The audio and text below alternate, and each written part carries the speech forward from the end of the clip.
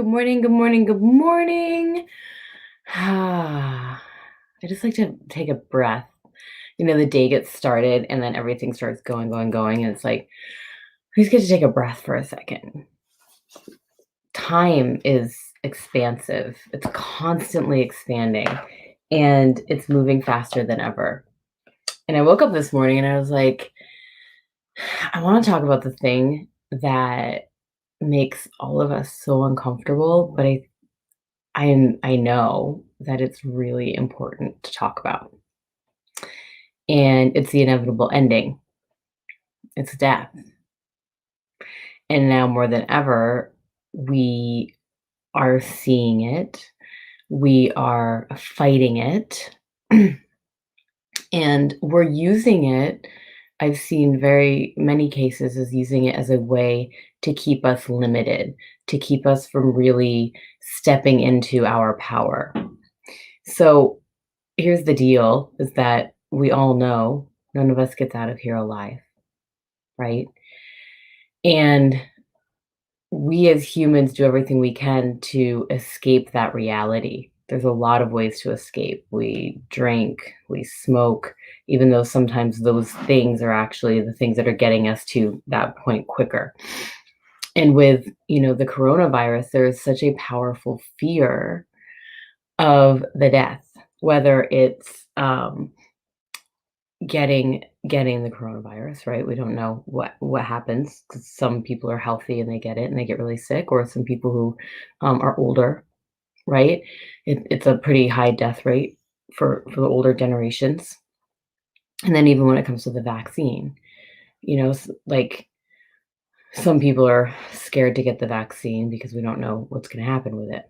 Um So I'm talking about this because it's really not about corona or the vaccine. It's the way that we as human beings, and specifically our society, treat death like it's something that we can fight, that it's something that some of us are even above, which to me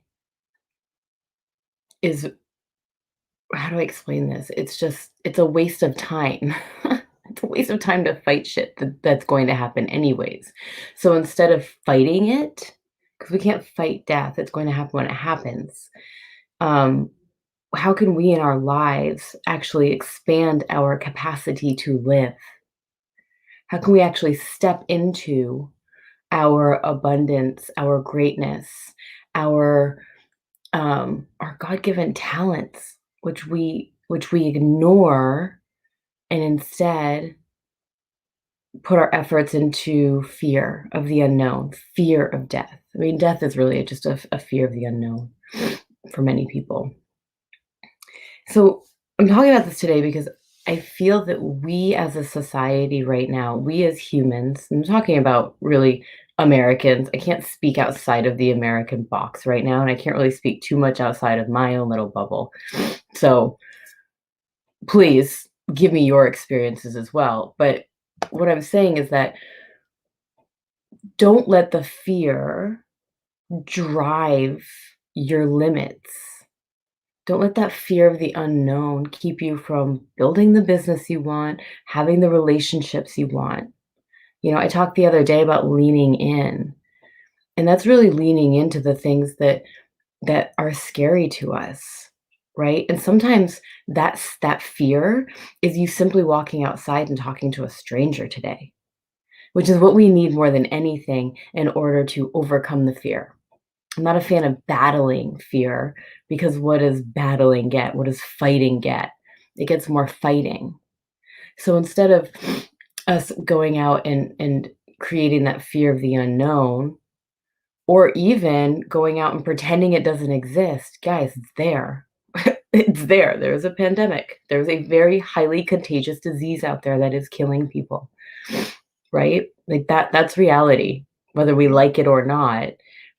And we have such a powerful opportunity right now to, I'm not saying embrace it and go to parties and be unsafe, live your life in the ways that you know are good for you, and stop living in fear. right? What can you do today that's gonna step you outside?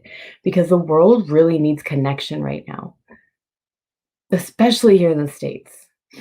You know, your grandma is, like, into QAnon maybe, something like that.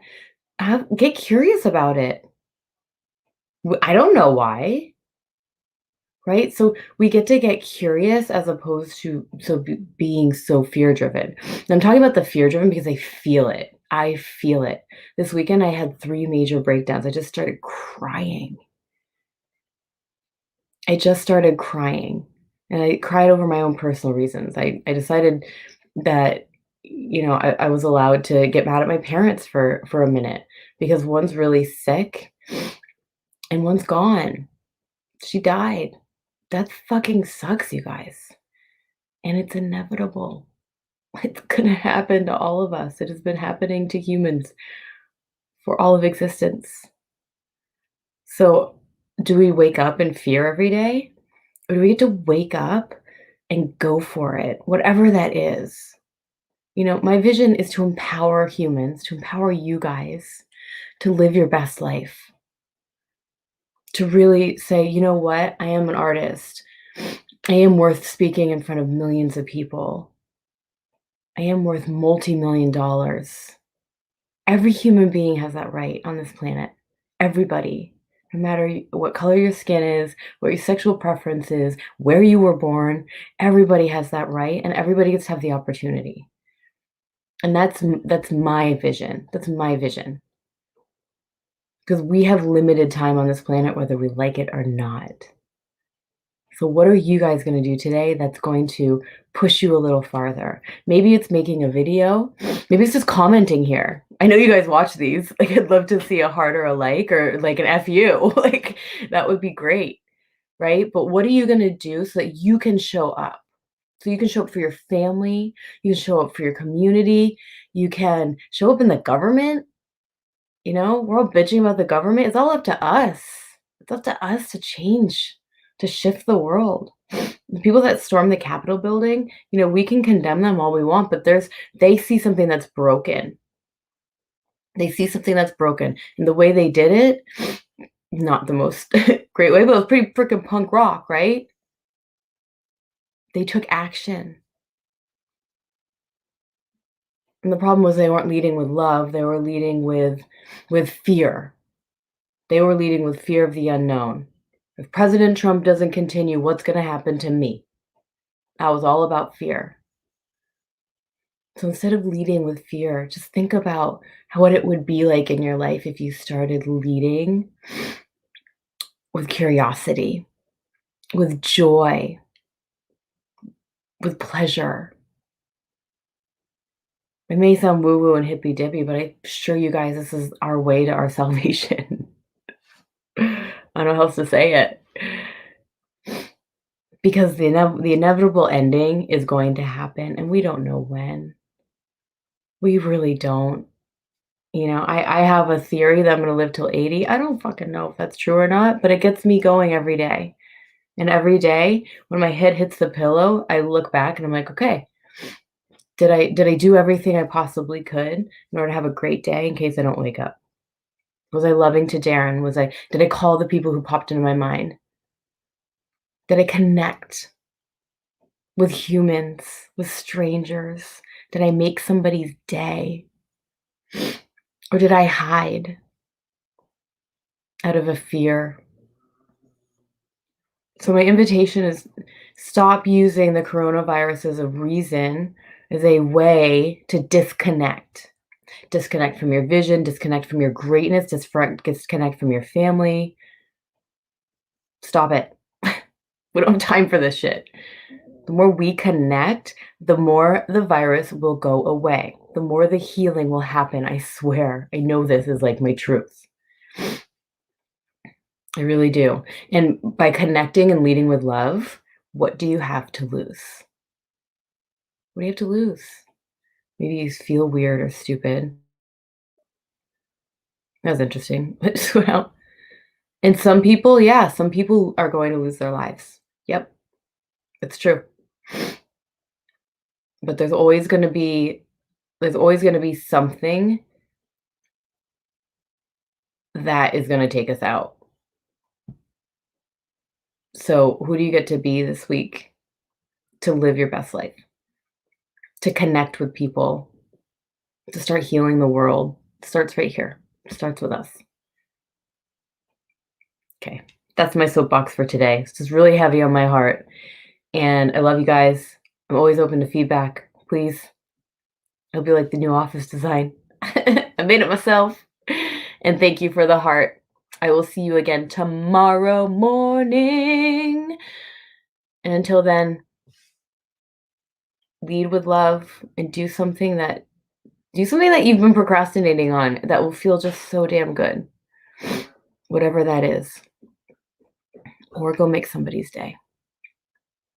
We don't have infinite time, guys. So let's go. And on another note, completely different, separate note, Darren and I will be reading today at noon Pacific. We will be reading Growing Up with Grandparents, which is a really special, amazing book. And it talks about a family that grew up with the Clintons and grew up playing in the White House. So look forward to that later today. I love you guys. I'll see you tomorrow. This was Mystical Mornings. Bye for now.